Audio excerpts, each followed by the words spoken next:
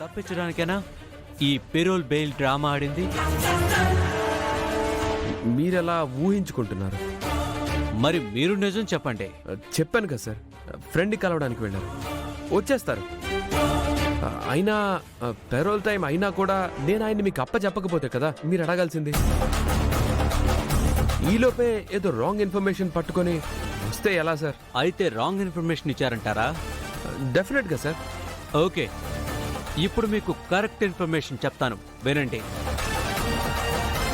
ఒకవేళ టైం దాటి మీరు రామచంద్రయ్యని నాకు అప్పగించకపోతే షూట్ ఎట్ సైట్ ఆర్డర్స్ వస్తాయి.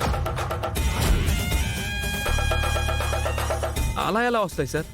వినండి లాయర్ గారు, ఆ రామచంద్రయ్య ఒకసారి పోలీసుల కళ్ళు కప్పి పారిపోయాడు, అది ఒక రిమార్క్. ఇంకొకసారి మర్డర్ చేయబోతే అరెస్ట్ చేశారు, అది రెండో రిమార్క్. ఇప్పుడు పెరోల్ మీద బయటకొచ్చి ఇన్ టైంలో రాలేదనుకోండి, ఇది third remark. Shoot at site orders రావా? వస్తాయి. సార్ నేను తీసుకొస్తాను కదా సార్. తీసుకురాకపోతే సంగతి చెప్తున్నా, కనపడిన చోట కాల్ చేయడమే.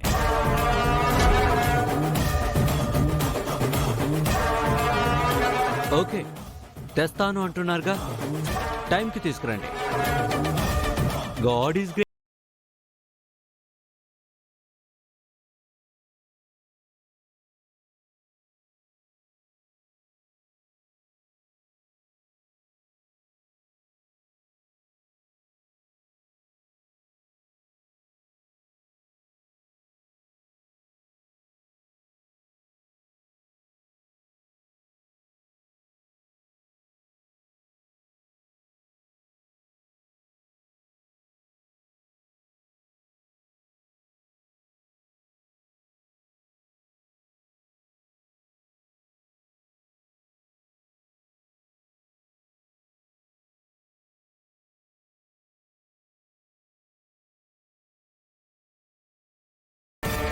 బ్రతకుండగానే నరకాన్ని చూపించేస్తున్నారు.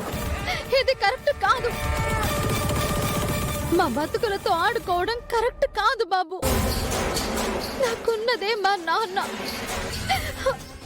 ఆయన్ని నాకు లేకుండా చేయాలనుకోవడం అస్సలు కరెక్ట్ కాదు. ఏడవకు చాం, మీ నాన్నగారికి ఏమీ కాదు, మనం కనిపెడదాం. ఆయనకి జైలుకి తీసుకెళ్ళి అప్పచెప్దాం.